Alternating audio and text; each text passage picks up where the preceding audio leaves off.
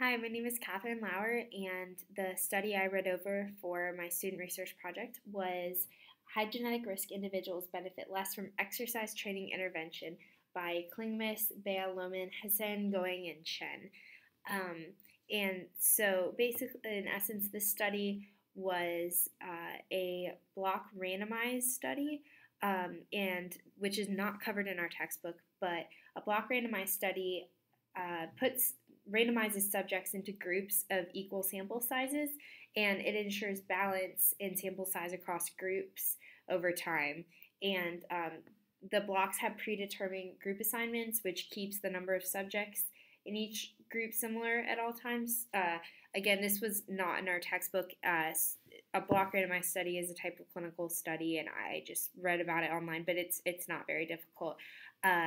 So the study was looking to find out if individuals with high genetic risk for being overweight or obese would get a different benefit or impact from weight training than those with who are genetically predisposed to being normal weight or underweight. So the hypothesis of the study was that resistance training on changes in body weight and composition over 1 year would be modified by genetic risk. So the population in the study was 148 women. They were about 30 to 65 years of age, had BMIs of 19 to 33, and they were non-smokers. And the women reported that they got less than 120 minutes of light, low-intensity exercise per week. And the researchers determined the genetic risk level that each individual had in the study by taking a sample of cheek cells.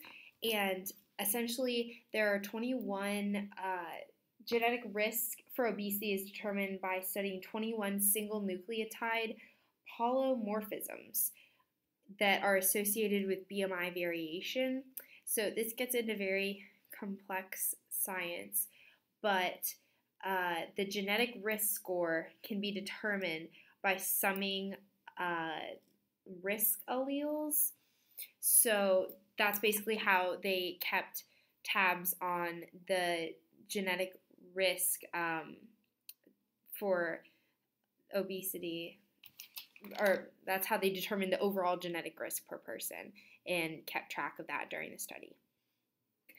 And so half of the women in the study were divided into a group that received supervised physical training. It was weightlifting per week, and then half of the women were part of the control group. So the method by which the researchers did the study was, like I said, they had weight training for half of the women, so half of the study population. So the women went 3 days a week, and they went for 75 minutes to supervised training, and it was for 12 months, a year. And they did 8 weight exercises per session, and with 2 different sets and 6 to 8 reps in those sets. And at the end of the study, they used an X-ray absorptometry to look at the how much fat the women had, like fat composition in the body. So the results came out that the group who did work out, they did have lower. They had decreases in fat and percent fat. It was p equals 0.049 for a decrease in fat among the population, among the part of the group that worked out, and then the percent fat was p equals 0.002 in how much percentage of fat was lost among the group that worked out compared to the one that did not. And they also, the group that worked out increased strength, which is that's a no-brainer, but it was p is less than 0.0001.